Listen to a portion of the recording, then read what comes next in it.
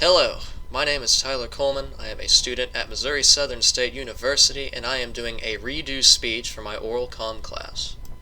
Today, I'm going to be speaking about political correctness and what kind of damage it does to a free society, and how it affects the freedom of speech and the freedom of the press.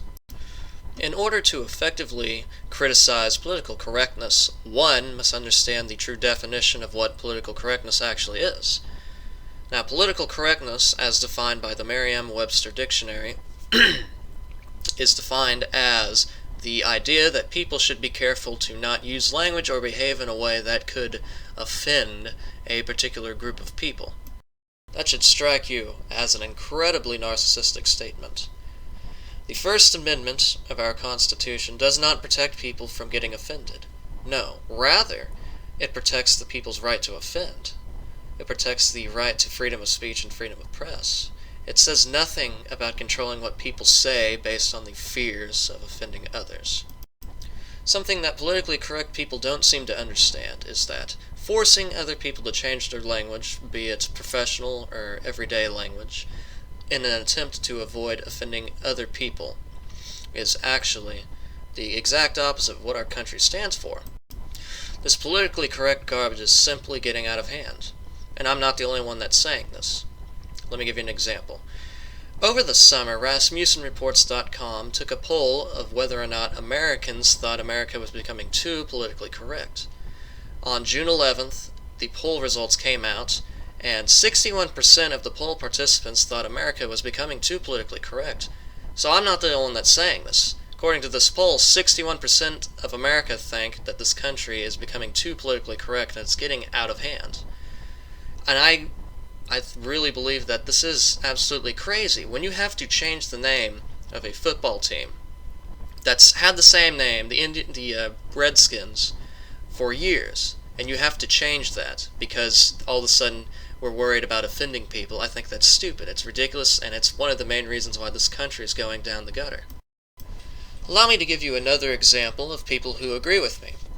Back in 2013, last year, a well-known sociologist and author by the name of B.J. Gallagher wrote an article for the Huffington Post criticizing political correctness. In this article, she points out the opposite effect of political correctness, the reverse bigotry, so it is called. Let me cite an example for you from her article directly. There is another category of name-calling that is also hurtful and destructive, names such as racist, sexist, homophobe, anti-Semite, bigot, and the like. Yet many throw these labels around at the drop of a hat without understanding what the labels actually mean, not to mention the damage done by accusing someone of racism, sexism, etc. In writing this article, B.J. Gallagher is simply trying to point out that the PC crowd is quite hypocritical, and they end up offending just as many people as they try to protect from being offended. It's quite amusing to see, actually, because they always attack their critics with claims of racism or sexism or being anti-Semitic. It's because of these people that you cannot criticize our current president without being called a racist. You cannot critique the state of Israel without being called anti-Semitic. You cannot criticize Hillary Clinton without being called a sexist. It's because of these people you can't do these things without having these derogatory terms thrown at you. It's incredibly damaging to the arena of free speech, and I sincerely hope that we rise up and do something about it, because it's getting out of control.